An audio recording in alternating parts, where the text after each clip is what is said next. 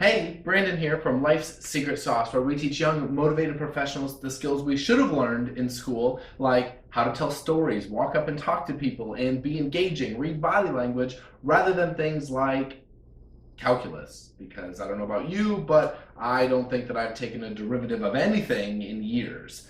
But anyway, today I am here to talk about body language, in particular the first encounter, those snap judgments, the immediate place in which our brain categorizes people. Now, we know about snap judgments, everyone does them. Actually, within the first few seconds of watching this video, you've already decided whether or not you like me. But did you actually know there's more than just like or dislike? There are actually 4 categories in which our brain places people in a first impression. And that stems from your reptilian brain, the most basic part that has evolved over millions of years.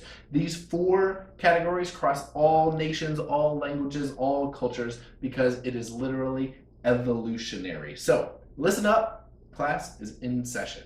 Now, first impressions, pretty critical to success, right? Absolutely. We all want to nail the first impression because it's a lot easier to build trust and rapport right off the bat and then sell your idea, your product, or make action and inspire other people if they like you. We all know that people like them. You know, we look for similarities. But more than just like and dislike, there are actually 4 categories in which we place people, and being disliked isn't the worst. So let's go through all 4. Number 1, the I like you, the positive encounters. This is what we're shooting for. Great. Now, our minds discover whether or not they like someone nearly immediately. And before you get to open your mouth and start talking, if you come across as non-aggressive, non-dangerous, and you're able to draw people into you, you have that magnetism, that aura to keep them engaged, that's what we're looking for. Now, if that doesn't happen, you fall into category 2. I don't like you. You seem untrustworthy. You have something to hide, or aggressive, or you're angry and you've got crunched up body language and you don't seem very approachable. It's that gut reaction of, I really don't like what this guy is saying or talking about, but I can't put my finger on it. Well, it's your body language. Now, the interesting part about whether we like or dislike someone is that once our mind has made that snap judgment, it starts to cherry pick the information that it wants to hear so that it can verify those initial findings. So if you've nailed the first impression, your brain is going to cherry pick all the good information to reinforce, oh yeah, I really do like this person and I like what they're saying. But if you botch the first impression, then your brain is going to pick up on all the negative things you're saying to really reinforce the fact that I don't like it. Now, even if you're not saying negative things, your brain will actually twist your words around and misconstrue the data. Our minds are wired for efficiency, and it's much easier for your brain to build upon a preconceived notion than it is to shift and change your initial mindset. So that's categories 1 and 2. Now, the third category that's made in the snap judgment is whether or not this person is a suitable potential sexual partner. Now, I'm not trying to go there with you. I'm pretty sure Sam would suffocate me with a pillow if I went for it. But what happens is our minds click. Is this person like me? Are they one of my tribe? Are they healthy? Are they strong looking? And one of the biggest genetic indicators is your hair.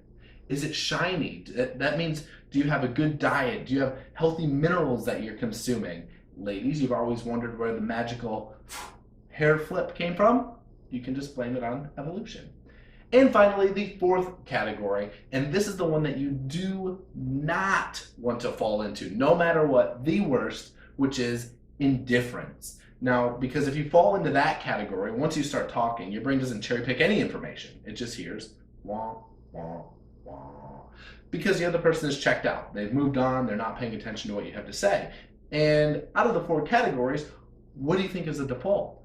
Indifference, absolutely, because there are 7 billion people on the planet. We can't consciously make a decision of, I like, I dislike, they are cute, I don't like them. No, most of the time we fall into the indifference category. So unless you can move that snap judgment from indifference to the friend zone, nobody's ever going to listen to you. They're not going to like or unlike you. And the worst thing is that you're simply not going to be remembered. It's not going to leave an impact. So what do?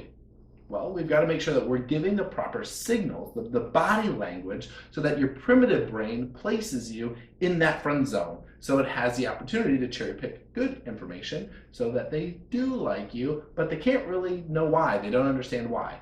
So a couple things, simple things that you can do. Number one, smile. It's easy and it is accepted everywhere in the world. Now, with a smile, it's not just your lips. You can't go tease and people like you. No, it's your whole face. It's got to light up. Your cheeks raise. You get crinkles around your eye. It's a real, genuine smile. And you can't just flash it, hi, and get people to like you. It doesn't work that way.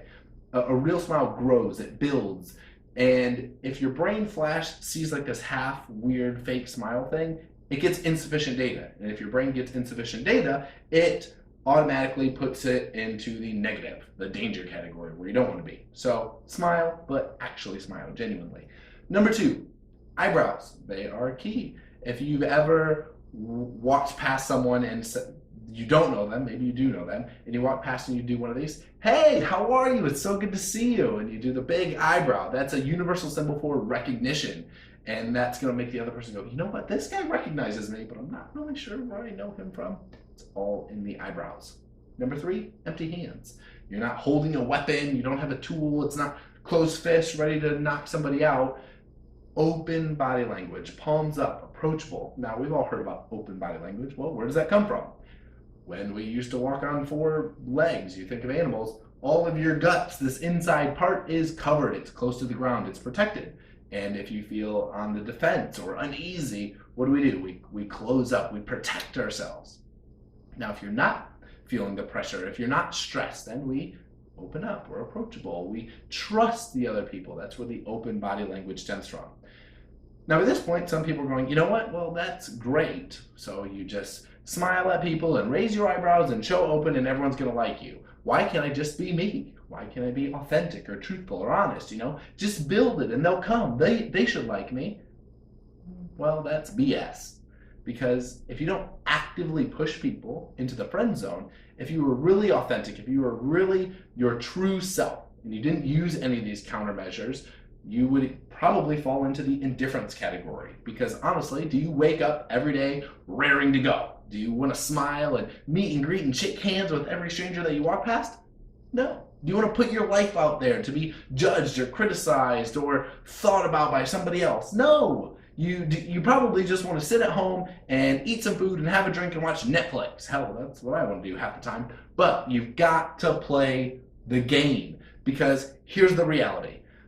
You're safe in your own little imaginary bubble world where no one can judge or hurt or pick on you. And guess what? You know what? There's no one in that bubble but you. So unless you can do it all on your own, which guess what? You can't, then you've got to focus on your body language. Whether you like it or not, you've got to start being more approachable. Because if you show people the real signals, the authentic part of you that gets in your face and tells you the truth, I guarantee they're probably not going to like you if you talk like this. So, we back off. Body language is simple. You choose your behavior, what you want them to see. Now, whether you want to be authentic or not, that's up to you. But you've got to show people something that will place them into that friend category because we're designed to be indifferent. You have your group of friends, your family, the small people you hang around, but they're great. You're already in that friend zone. You've walked past so many people today, whether they triggered your predator defense, whether you liked them, whether you thought they were cute. You probably met lots of people today, but where did the majority fall?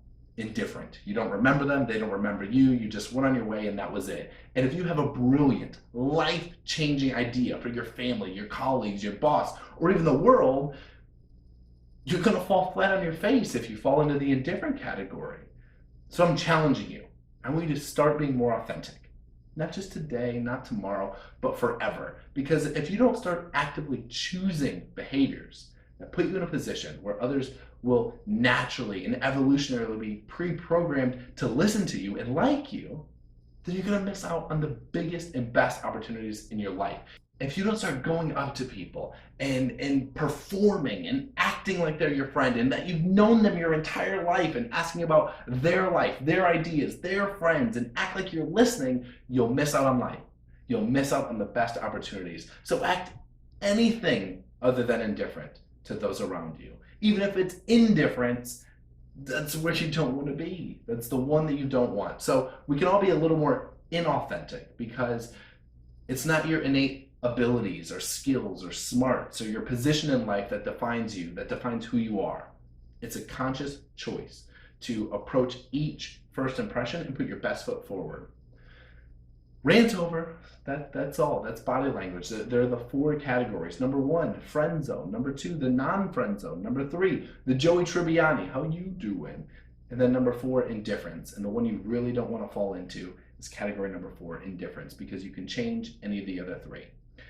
But that's all for today. I hope you got a lot of value. I hope you enjoyed and learned a couple of things. If you did, click subscribe right down here in the corner where we can send even more awesome information to you. Check out the link below to see our blog, and you can get some even more remarkable content. We've got lots of blog posts, lots of videos about body language specifically, so you can ensure that you're putting the right foot forward and start fast tracking your life, learning the skills we should have known forever.